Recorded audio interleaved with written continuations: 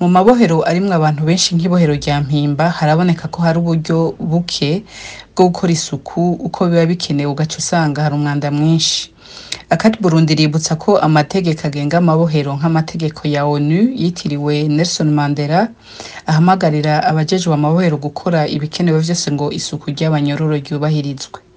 Mu gihe ibohero rya Mpimba ryubatswe mu mwaka w'1959 kandi ikaba ryari rigenewe abanyororo batarenga 800 gusa, ubu ku biharuro vy'impera y'ukwezi kwa kane itariki 30, iryo bohero rya Mpimba ryari rifise abanyororo bangana n'ibihumbi 13,156, bakaba barengeye ubushobozi bwo kwakira abanyororo incuro 16 zose.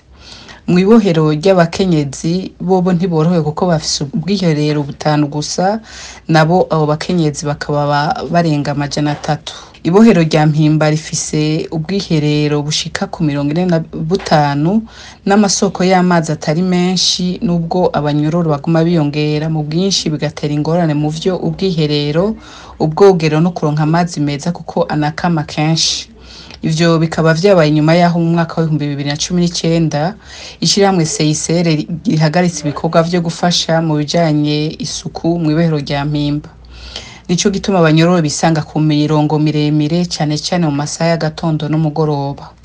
Abanyororo ntiboroherwa mu gihe haba hari hateye ingwara z'ibiza kuko habura amazi kandi bakandukizanya n'ingoga, nkuko twabibonye mu gihe c'ibiza vya Covid, agasama canke amaso yandukira.